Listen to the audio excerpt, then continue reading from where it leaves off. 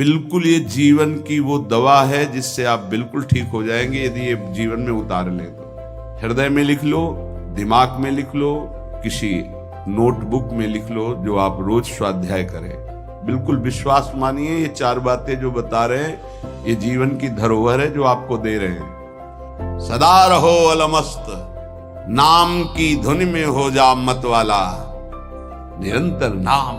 क्या फर्क पड़ता है, एक एक शब्द ये अमृत है, ये जीवन का सार हम आपको बता रहे हैं। मन से लड़ने की ये युक्तियां हैं जिससे साधु अपने मन को भगवान में लगाकर शांत करता है। जब आप इन 4 सूत्रों का प्रयोग करके मन को भाव में ले आएंगे तो यही मन जो आपको रुलाता है यही नचा देगा। ये 4 बातें बहुत जल्दी मन को प्रभु में लगा देंगे। अगर आप पकड़ पावे, ना पकड़ पावे तो भोगे। फिर आपका मन आपको जलाएगा, फिर आप रोएंगे, चिल्लाएंगे, भागेंगे। कहां भाग के जाओगे? जो संसार में फंसे हुए जन है वो तो भाग के यहां आ रहे हैं श्री जी की शरण में। यदि आप अपने मन को संभाल नहीं पाए तो फिर कहां भाग के जाओगे? इन्हीं की शरणागति से तो निर्विकार हुआ जाता है, निश्चिंत हुआ जाता है, निर्भय हुआ जाता है। इनके चरणों को छोड़कर कहां निश्चिंतता होगी, कहां निर्भयता होगी? पहला, बिल्कुल ये जीवन की वो दवा है जिससे आप बिल्कुल ठीक हो जाएंगे यदि ये जीवन में उतार लें तो। हृदय में लिख लो, दिमाग में लिख लो, किसी नोटबुक में लिख लो, जो आप रोज स्वाध्याय करें। पहला, जहां जहां मन जाए, जिस वस्तु व्यक्ति स्थान में, तत्काल अपने प्रिया प्रीतम की भावना कीजिए। ये राधा वल्लभ लाल जी है। क्योंकि ये व्यक्ति पहले भी नहीं था, बाद में भी नहीं रहेगा। बीच में जो व्यक्ति दिखाई दे रहा है ये व्यक्ति नहीं, मेरे प्रभु है। वस्तु नहीं, मेरे प्रभु हैं। ये स्त्री नहीं, ये प्रभु हैं। ये पुरुष नहीं, ये प्रभु है। ये पापी नहीं, ये प्रभु हैं। ये महात्मा नहीं, ये प्रभु हैं। मान लो, सवाल हल हो जाएगा।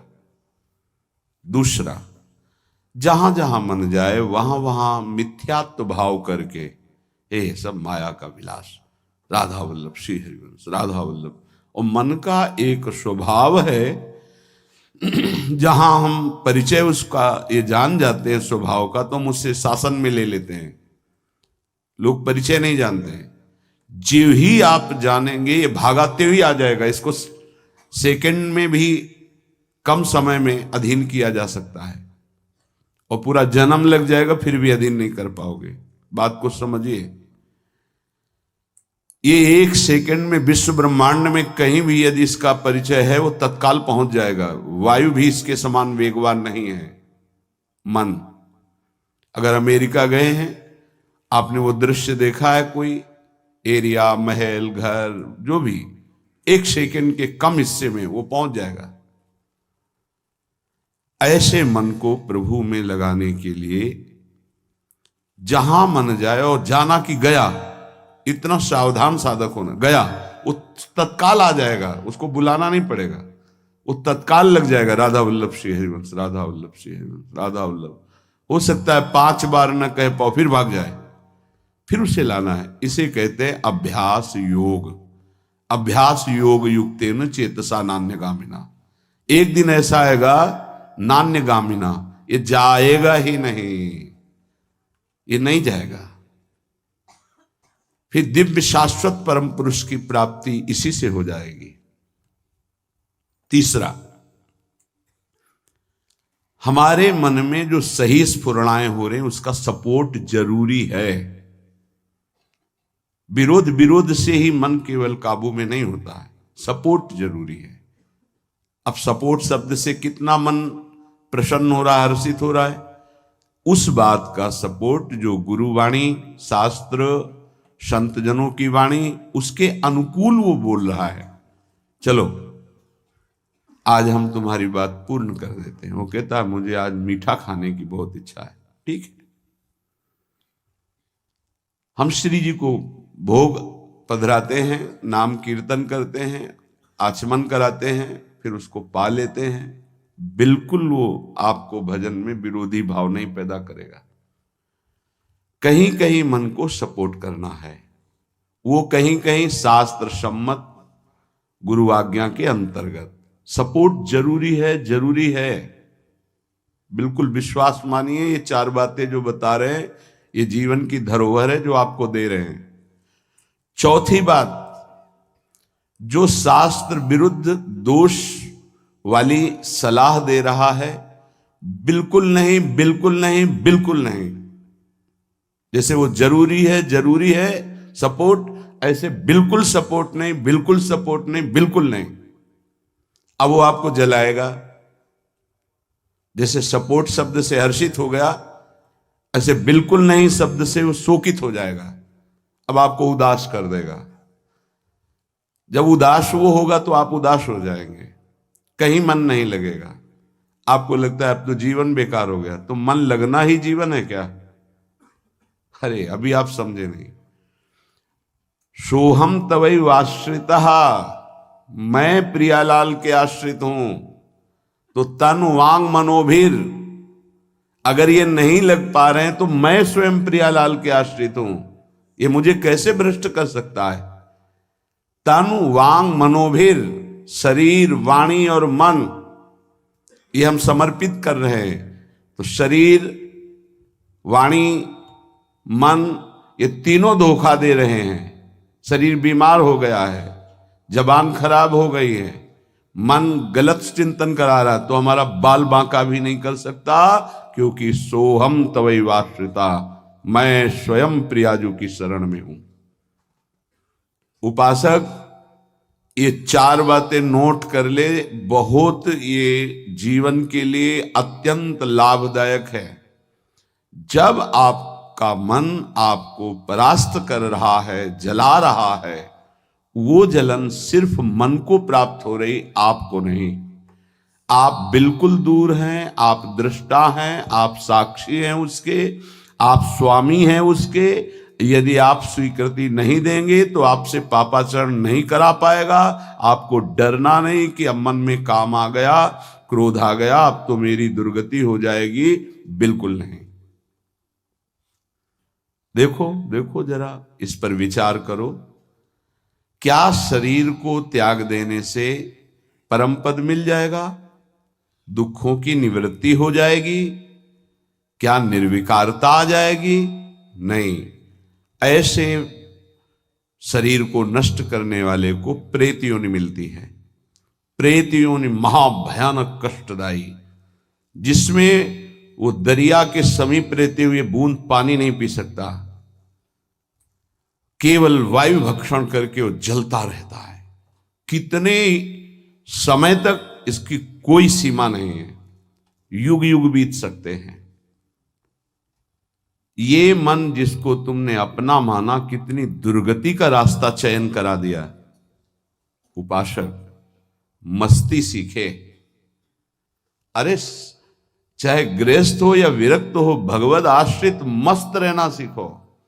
सदा रहो अलमस्त, नाम की धुन में हो जा मत वाला। निरंतर नाम, क्या फर्क पड़ता है मन सही है या गलत, क्या फर्क पड़ता है? क्यों? क्योंकि मैं स्वयं प्रभु के आश्रित हूं। मैं सच्चिदानंद का सच्चिदानंद अंश हूं। ना मैं कभी दूषित था, न दूषित हूं, न दूषित रहूंगा, और ना सृष्टि में किसी की सामर्थ्य है कि मुझे दूषित कर सके। इंद्रियां दूषित हो सकती हैं, मन दूषित हो सकता है, क्रिया दूषित हो सकती है। अब हम प्रभु के बल से इन इंद्रिय, मन और शरीर के दोषों का नाम, ना कि इनके अनुसार चलूंगा। ये उपासक का स्वरूप है। व्यथा इंद्रिय प्रमथन स्वभाव वाली, मनुष्य प्रमथन स्वभाव वाला, इनके मथित होने पर, मनमथ नाम है काम का, वो इनमें बैठ करके ऐसा प्रमथन करता है, ऐसी व्यथा उत्पन्न करता है कि साधक का तदात्म भाव होने के कारण वो असहनीय हो जाता है और वो गलत संकल्प और चेष्टा में उतर जाता है। इसी को सह गया सो महापुरुष। यम ही न व्यथयन्ते ते पुरुषम पुरुषर्षभ।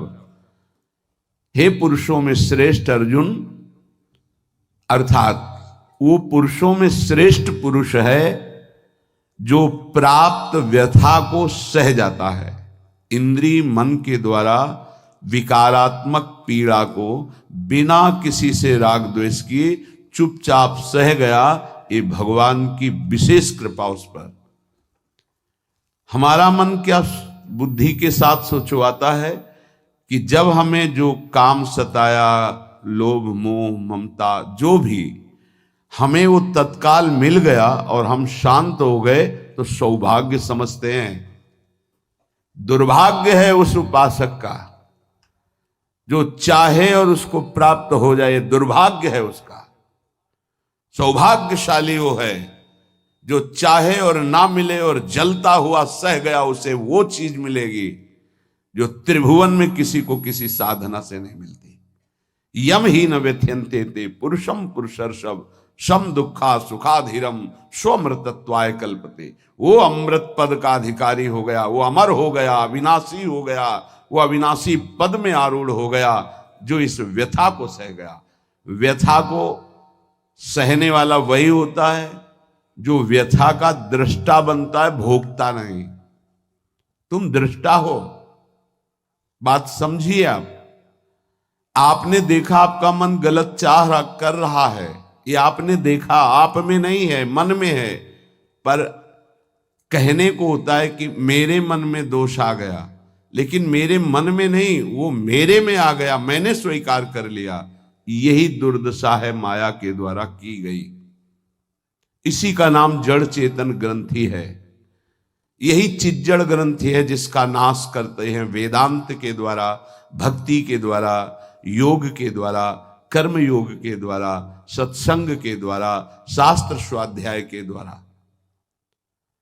आपको विविध शास्त्रों का सार 5 मिनट में मिल गया।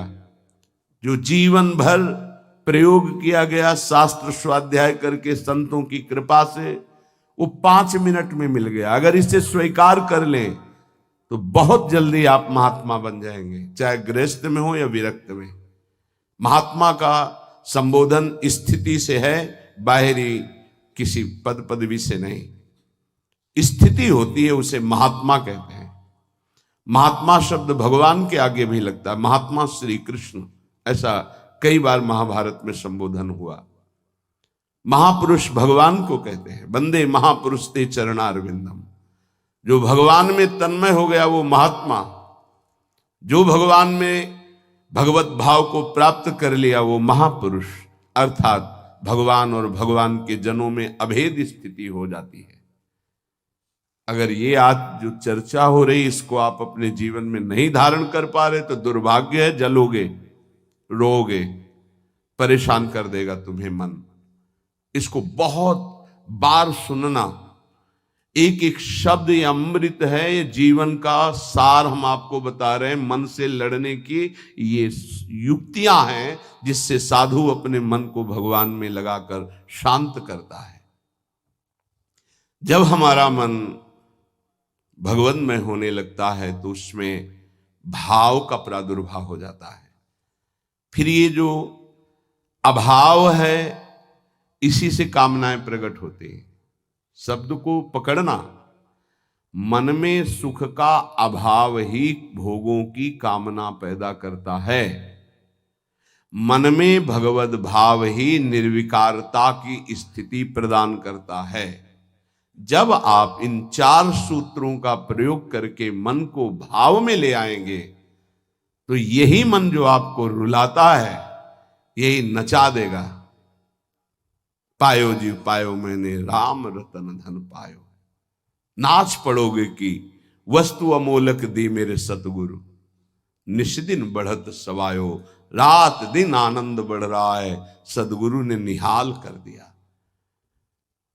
किसी को ऐसा लगता हो कि हाथ रखने से ये विकार नष्ट हो जाते हैं, आज तक हमने कहीं शास्त्र में नहीं पाया ऐसा, कई संतों से ऐसा नहीं पाया। सबने उपदेश दे करके, कृपा शक्ति दे करके साधन में लगाया और उसको परिपक्व किया, उपासक को बलवान बनाया। अगर ये आशीर्वाद से होता तो उपदेश ना देकर सबके हाथ माथे पे रख देते, भगवान सबका मंगल करें, सब निर्विकार हो जाएं। कभी ऐसा नहीं हुआ है, ना ऐसा हो सकता है। हम जब संतों के वचन पर श्रद्धा करते हैं और उसको स्वीकार करके आचरण में लाते हैं तो वही आशीर्वाद हो गया कि हमारा पुरुषार्थ सार्थक हो गया। हमारा प्रयत्न गुरुदेव के वचनों के अनुसार, प्रयत्न की शक्ति गुरु कृपा, तो आगे जो भक्ति का रंग वो गुरु कृपा, मोक्ष जो वो गुरु कृपा, भगवत साक्षात्कार गुरु कृपा, पर उसमें हमारी पूरी शक्ति उनकी आज्ञा पालन में लगी है। इसीलिए प्रधान कृपा हमारी हुई। हम प्रधान कृपा अपने ऊपर नहीं करते, और तो सहायक कृपा सब है। भगवान की कृपा मानो देह मिला, सत्संग मिल रहा है। गुरु की कृपा स्वीकार किया, मंत्र दिया, नाम दिया, उपदेश कर रहे हैं। शास्त्र कृपा हमें सुलभ मार्ग, भगवत मार्ग, उससे नाना प्रकार के बचाव पक्ष की बातें, उसमें आसक्त होने की बातें दोनों बताई गई। परमार्थ में कैसे आसक्त हुआ जाता है, परमार्थ में कैसे बचा जाता है, शास्त्र कृपा भी है। अपनी कृपा हम नहीं कर पा रहे हैं। अपनी कृपा, अब हमको इस संसार समुद्र से मुक्त होना है, डूबना नहीं, इसमें पार जाना है। अब मुझे वही करना है जो मेरे गुरुदेव कहते हैं, शास्त्र कहता है। अब इसके विपरीत नहीं, ये अपने ऊपर कृपा हो गई।